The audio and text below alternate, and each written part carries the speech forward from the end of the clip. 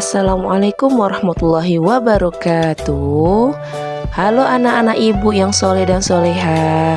Berjumpa lagi dengan Ibu Desi Rofiah pada mata pelajaran Pendidikan Agama Islam Sekolah Dasar kelas 4 Kurikulum Merdeka.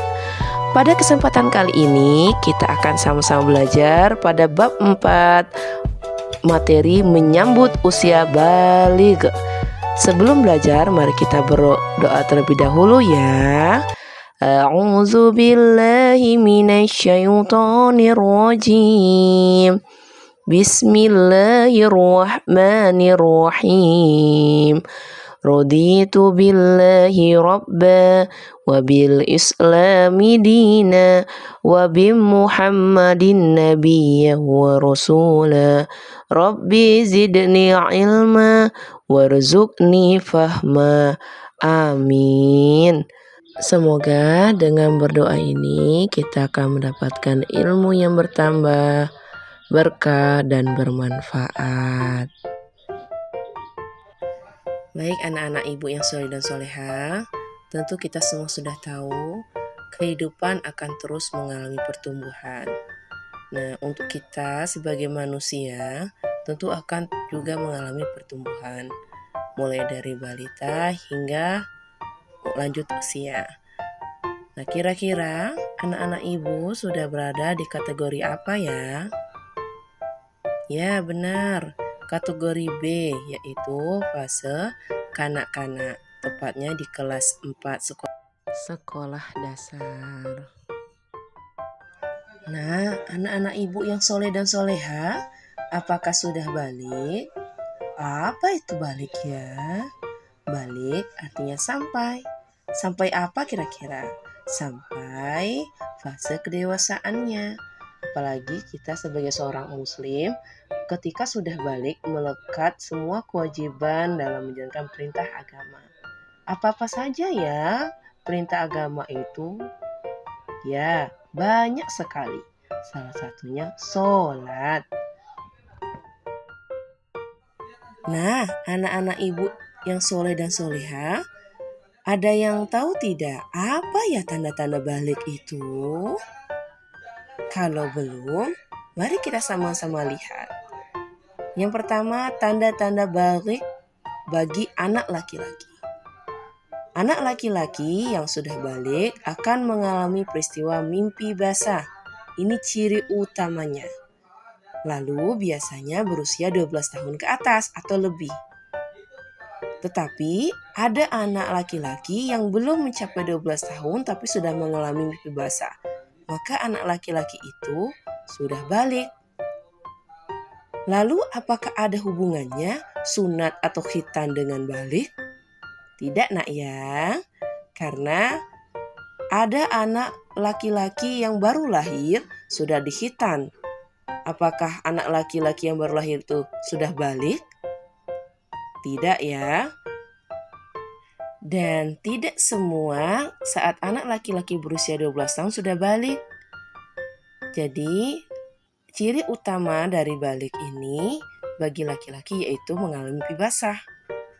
Pada usia berapapun, laki-laki yang pertama kali sudah mimpi basah, maka dia sudah balik. Jika itu di bawah 12 tahun atau lebih.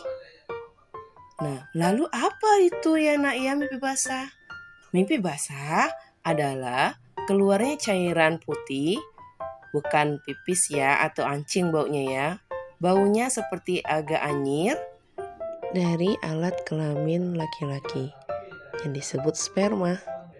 Bagi anak-anak ibu yang soleh, apabila telah mengalami mimpi basah dan mendapatkan ciri-ciri yang ibu sebutkan tadi pada pagi hari ketika kalian bangun dari tidur, maka segera beritahu kepada ayah kalian agar ayah kalian bisa tahu bahwa kalian sudah mengalami mimpi basah. Peristiwa mimpi basah ini merupakan pemberian dari Allah Subhanahu wa Ta'ala. Nah, itu tadi tanda-tanda balik bagi anak laki-laki. Lalu apa ya tanda-tanda balik bagi anak perempuan? Ciri utama anak perempuan yang masuk balik yaitu mengalami haid atau menstruasi. Kemudian biasanya dimulai dari usia 10 tahun atau lebih, kira-kira kelas 5 SD. Nah, apa itu haid atau menstruasi ya nak? Haid atau menstruasi adalah keluarnya cairan merah berupa darah dari alat kelamin anak perempuan. Jika anak perempuan mengalami hal tersebut, segera lapor dengan ibu kalian ya. Setiap anak perempuan berbeda mengalami fase baliknya. Biasanya dimulai dari 10 tahun atau lebih.